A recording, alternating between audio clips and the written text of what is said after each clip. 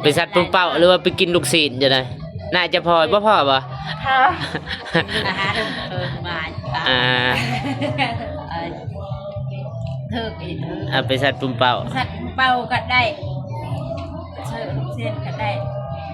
น่าจะอิ่มอยู่สิบ่ฮอดโลนึงติน้องเดิมกินก็ได้สูงสุดก็ ใช้ได้เด้อ เด้อสูงสุดก็3ใหม่บ่จัก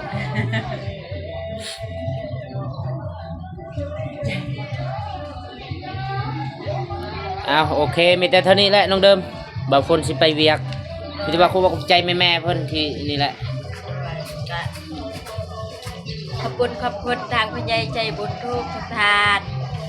แม่เพ็มแม่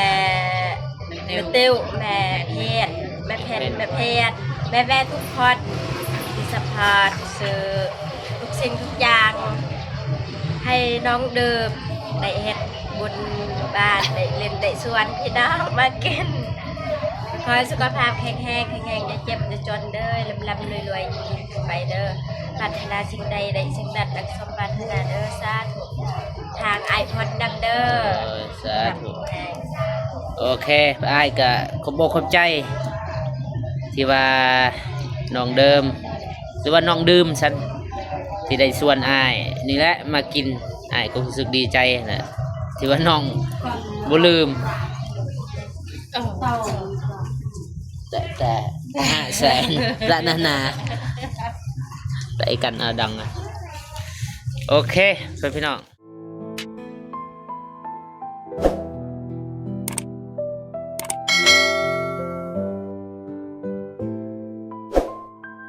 โอเคเนาะพี่น้องตัดภาพมาที่เบาฝน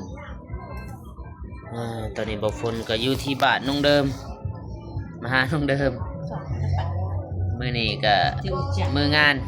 หรือว่ามื้อบุญบ้านของน้องเดิมเนาะพี่น้องก่อนอื่นหมดก็กราบทักทายสบายดีเด้อสวัสดีพ่อพี่น้องเบิดสุขสุขคนบ่อยู่ในและก็ต่างประเทศกันยินดีต้อนรับเข้าสู่2เบาฝนเราไต่คือเก่าคือเดิมพี่น้องมื้อนี้เบาฝนก็เดินทางมากับนี่แหละร้านบ่แม่นลูกร้านจ้ะสวัสดีผู้ใดโอเคพี่น้องเดี๋ยวบางคนก็สิทายบรรยากาศอยู่ที่บ้านน้องเดิมแต่ว่าบางคนกินข้าวแล้วแหละกินข้าวแล้วเพราะว่าตอนกินข้าวเสียงเพลงมันดังบางคนก็เลยบ่ได้ทายแล้วบางคนก็สิทายตอนที่ว่ากินข้าวแล้วเนาะเป็นจะได้บางคนก็สิทายสิอัปเดตเบิ่งบริเวณนี่แหละบรรยากาศอยู่เฮือนน้องเดิมนะพี่น้องไปเบิ่งไปชมน้ำสบายดีเด้อน้องเดิมสบายดีป่ะสบายดีไอคอนสบายดีพ่อแม่พี่น้องใจบุญทานสบายดีผู้ไทยผู้ลาวต่างประเทศอยู่ในบ้านขอสบายดีและสวัสดีเบิร์ดสุขุสุขคนเด้อสบายดีสบายดีเบิ่งทรงคือสิเมื่อยเนาะน้องเดิมเป็นวัดเป็นไอบ่สบายโดยหน้าซีดๆแน่ตาแดงอีกลองเฮ็ดได้บ่เป็นเฮ็ดได้เลินบ่บางอย่างนี่เห็นแดงๆแค่นี้เต็มอยู่ตื่นแต่จักโมงเมื่อคืนนี่4 โมงปะโถ4 โมงถือว่ายังหนาวอยู่เย็นเนาะบ่หนาวบ่แต่ว่าบ่เจ็บมาก่อนแหละเบาฝนเราคิดว่าเบาฝนมาก่อนว่าเจ็บมาก่อนอีกว่าเจ็บมาไวกว่าหมู่เพิ่นมาแต่เช้าๆเนาะบ่เจ็บเพิ่นก็ได้กินข้าวกินน้ำอยู่นี่อยู่บ่กินเริ่มแต่งให้กินอยู่ติโดยแต่คิดว่าตอนบ่เจ็บมาน้องเริ่มเฮ็ดกินบ่ทันแล้วเฮ็ดแล้วพอดีเฮ็ดเรียกแล้วไอ้เฮ็ดนะเพิ่นก็มาไวแน่เพราะว่าเพิ่นสิพุ่นแหละสิไปเวียกสิไปลงลึกจึงพุ่นแหละกับทีมงานในเตียงแต่ว่าบ่ฝนบ่ได้ลงไปนำบ่ค่าเวียกไปส่งเอื้อยไปห้องหมอก็เลยบ่ได้ไปนำแต่ว่าทีมงานเพิ่นก็เข้าใจอยู่ก็คือน้องเดิมนี่ก็เข้าใจอยู่สมมุติว่าทีมงานบ่ได้มาเข้าใจเขาค่าเวียกเด้เวียกด่วนนี่เนาะคือไอเตียงแฮงมาแต่ไกลพุ่นบ่มามื้อนี้มื้อหน้าก็ต้องได้มาบ่ด นี่แหละบรรยากาศ ตอนบ่ฝนกินข้าวอันเสียงดัง บางทีเลยจิจ้าก็แบบ ต้มไก่บ่แม่นเนาะอบไก่จะได้ยินว่าอันนี้ความมีเป็นจะได้ ตบรอบ ความบ่ได้กิน ชุกแล้วว่าเสียนะรักว่าสิปอกนะหยุดกระทะมันหักกระทะเลยหัก มันหักก็เลยควัดเลยเบิดเลย ว่านี่ บ่ได้กินเลยวะ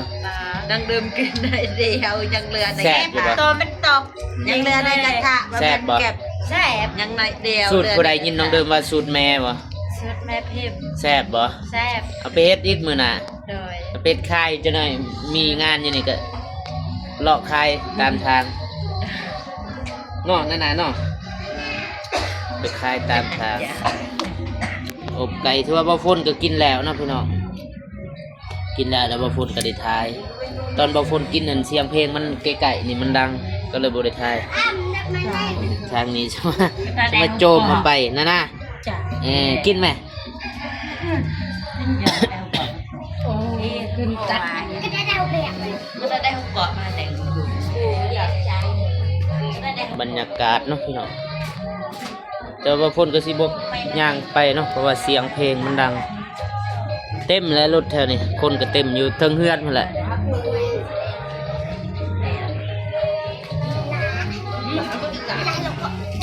ได้ชวนพี่น้องมาอยู่บ่ ส่วน จักคน 2-3 คน บ้า2-3 คนแต่เบาฝนนี่ก็2 คนแหละ พี่อะไรของป้าส่วนนี่เด้อ ของป้า โดยแหละ ที่นี่บ่ โดยนี่อะไรของป้า จังหน่อยเต็มเฮือนเนี่ยจังหน่อยว่า2-3 คนจังหน่อยเต็มเฮือนบ่มีของกินเนี่ยจังหน่อยของกินบ่พอ กินสำได้แม่ บ่ได้ซื้อยามากินบ่ หน่อยไปเถอะ คันว่าบ่สบายแนะนำมื้อแรงนอนบ่ต้องไปใส่ โดย วางว่าย่างไปนี่บ่เห็นน้องเดิมแถวพุ่น พวกมันเอง เพิ่นเอาวงหยัง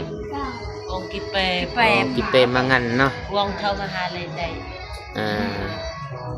ตุ้มทุ่งแห่อะ คือสิบ่เห็นดอกน้องเดิมมีต้นได้บ่ได้ไปเลาะมื้อแรงบ่ได้ไปเลาะกินลูกชิ้น สิมาเจ็บยังตอนนี้ ตอนที่บุญงานตอนที่มีบุญงานสิได้ไปแต่งตึงงานกดบุญงานเองงานกดเรื่องกะมาดาปะหอยกุ้ง จะในไอทางนั้นติดเป็นหวัด งานกินเนาะ โอ้ทาง นั่น พุ่น น่ะนั่นน่ะเจอเด้อ นั่นๆมานี่มานั่งนี่ไว้มานั่งนี่ไว้ เจอเด้อเหงา ไว้คันอยากไปน้ำลูกมานั่งนี่มานั่งนี่ไว้ นั่นน่ะ มานั่งนี่มานั่งน้ำเอื่อยไว้ เหงานั่ง นั่งนี่นั่งสบายดีไว้ สบายดี ไป นับมือนับ อีหยัง เก่งหลาย จะนายผู้ใหญ่เบิ่งอีต้นมาจากบ่มีพอลูกบ่มีพอคือกัน ไปปะเด้อไปวางมือนับเลย เป็นลานของเบาฝนเนาะลูกน้องเบาฝนแต่ว่าพ่อแม่เพิ่นก็ได้แยกทางอ่ะบ่เว้าดอกเรื่องอันนี้มาเว้าเรื่องน้องเดิม ตกลงสิได้กินบ่ลูกศิษย์มื้อแลง ไปกินสึกเข็นอยากเข็นไปกิน คิดว่าดอกบ่สบายคิดว่า บ่ได้ไป ไปปะไปเซอร์แล้วกินอะไรจัง อยากกินบ่ลูกศิษย์อยากกินแห้งมีเงินซื้อกินหรือบ่ลูกศิษย์ลายบ่ บลายบันไดแต่ซับเซอร์เซน เออผู้ใดเนี่ยเฮ็ดของกิน เรื่องกับป้า 2 คน สองคน สู้ชีวิตเนาะแต่ดึกๆไม่เฮ็ด ป้าเฮ็ดคนเดียวลืมลากผักลาก ก็ซอยกันนั่นแหละสู้ขนาดเนาะ แซ่บ เพื่อนี่แหละเพื่อบ่ฝนมากินนั่นแหละเฮ็ดเพื่อบ่ฝนเพื่อทีมงาน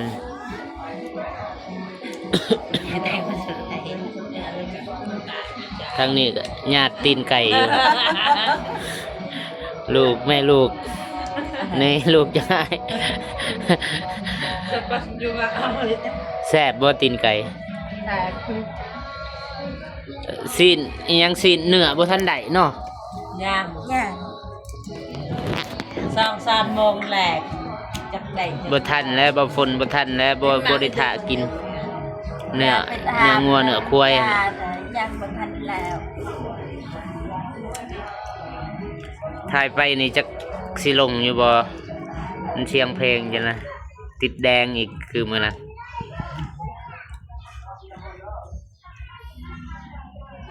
ด่าแล้วไม่ลอง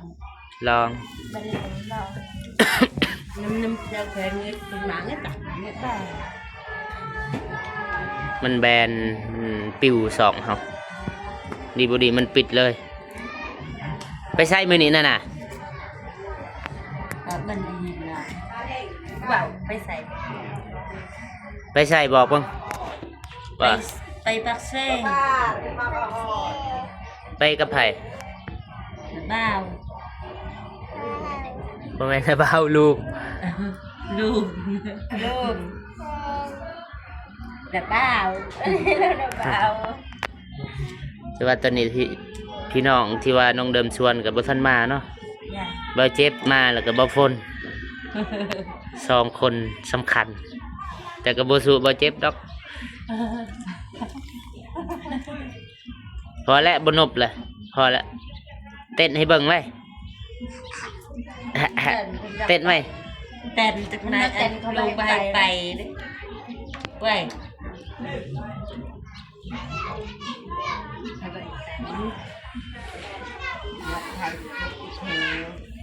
ทางนี้ก็กินแล้วเนาะ2 ถ้วยบ่ทันได้อิ่ม ถอยเราก่อนกินบะหมด กินได้บ่หลายคันซีนกินได้หลายอยู่สมมุติซีนงัวซีนควายหยังกินได้หลายซีนไก่บ่ก็คือมาเจ็บเว้ามันอ้วนๆแน่น่ะ มันแขนคอเวลาเฮากินคันต้มอีกบ่เป็นหยังอีก ตับหนักเบร แต่ว่าก็แซ่บอยู่ถือว่า กูนึกนี่เอาขึ้นหนักแหวกูสุดจ้า ถือว่าบ่ธรรมดาแล้วขี่มือน้องเดิมกับป่าน้องเดิม น้ำตาเนี่ยเอาไอ้เมืองแห่เปอไม่ตอบเอาตลาดเบรกูก็แต่งแต่งกันแล้ว ทางนี้ก็อยากนอนแล้วว่านักตาเพิ่นว่า ตาโตอันนี้โตอันนี้ นั่นแหละบ่สบายจนได้อาบน้ำแล้วก็กินยานอน แล้วอัพแล้วมันจะ กินยานอนอยู่นะ ไปใส่สุดกันจากของตุกเอ็มจากของแบบไม่อิ่มแต่ เดี๋ยวว่าพ่นสิลงไปถ่ายทางลุ่มเนาะพี่น้องบรรยากาศหมู่บ้านกำกอกคือว่าคุมอลิงสบายดีเด้อ ทางนี้ก็แม่นเบิดเลยนี่กินอิ่มแล้วลงวันนี้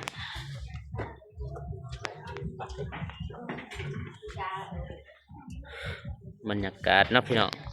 แต่ว่าตอนนี้มิดแน่พอฝนก็เลยได้ลงมาถ่ายเพราะว่าเพิ่นบ่ได้เปิดเพลงตอนนี้เป็นหมู่บ้านน้อยๆบ้านก็กว้างอยู่แต่ว่าคุมมันเป็นคุมไผ่คุมมันเนาะคุมอลิงแต่ว่าขึ้นกับบ้านกำกอก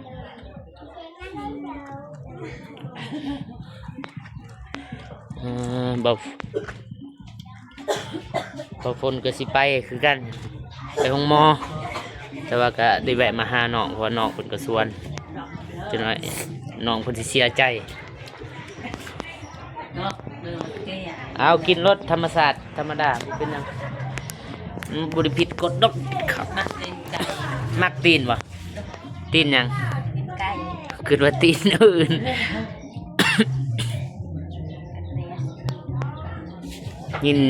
ยินแม่พิมพ์ก็เว้าให้ฟังอยู่น้องเดิมมักกินลูกศิษย์แม่นบ่ลูกศิษย์หยัง ยังก็ได้ ลูกศิษย์งัวลูกศิษย์ไก่ลูกศิษย์ปลาก็ได้เนาะลูกศิษย์ปลามันบ่แซ่บมันคาว มันก็หายตัวมันเป็นกึดแซ่บอยู่ตัวนั้น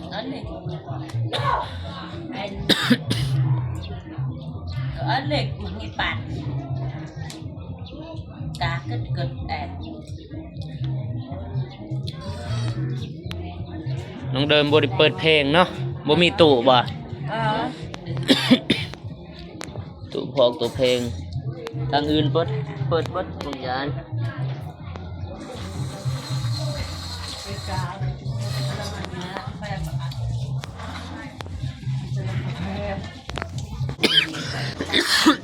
กินรสน้องเดิมผู้ใดอยากเบิ่งน้องเดิมกินอันนี้ตีนไก่นี่แหละเบิ่งยากในคลิปบ่ฝนคลิปเดียวนี่แหละน้องเดิมกินตีนไก่คันว่าแบบสุภาพก็เท้าไก่เท้าไก่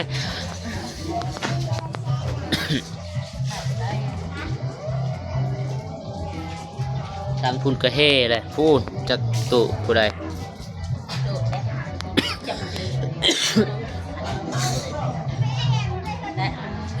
แพงติดเบียร์เบอร์ไม่ให้สัตว์เป่ามันโยมในไปสัตว์ปุ่มเป่าบ่มาหลังอยากสัตว์บ่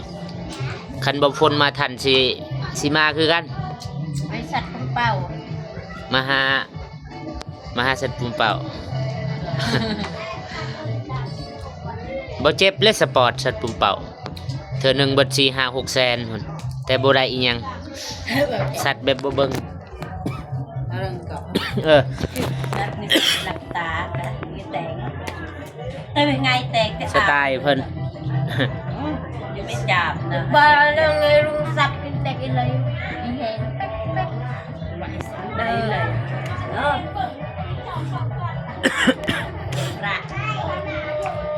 บ่เจ็บเบิดลายได้4-5 แสนเราเรียงบ้านสัตว์ปุ่มเป่ามันแสนมันอยู่บ้าน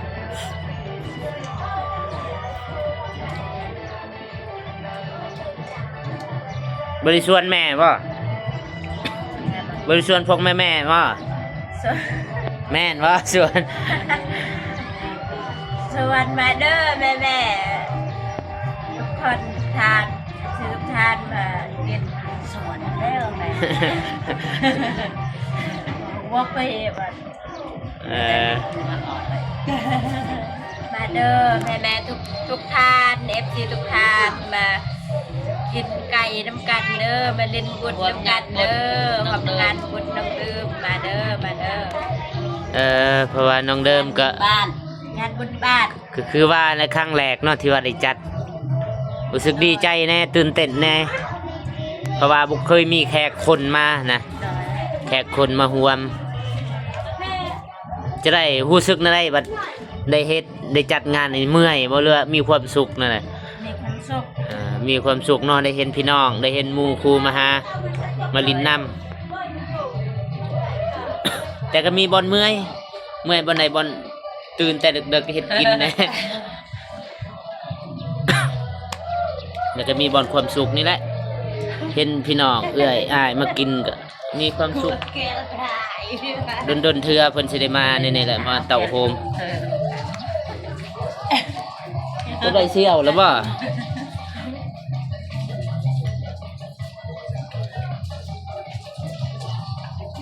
เดี๋ยวบ่ฝนสิให้เงินไปสัตว์ปุ่มเป่าเงินบ่ฝนเองบ่หลายดอก100,000คือสิสัตว์คือสิอันนี้น่ะบ่มีเงินคือกันจะได้เงินใช้น้ำมันรถไปเพิ่นเอาทางเดิมไปสัตว์ปุ่มเป่าหรือว่าไปกินลูกศิษย์จะได้น่าจะพอบ่พอบ่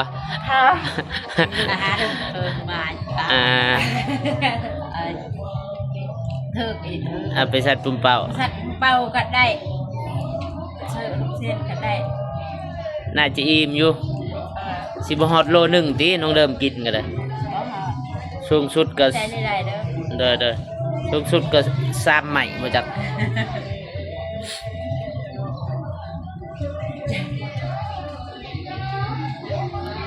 โอเคมีแต่เท่านี้แหละน้องเดิมบ่าวฝนสิไปเวียกมีแต่ว่าครูบอกใจแม่เพิ่นที่นี่แหละ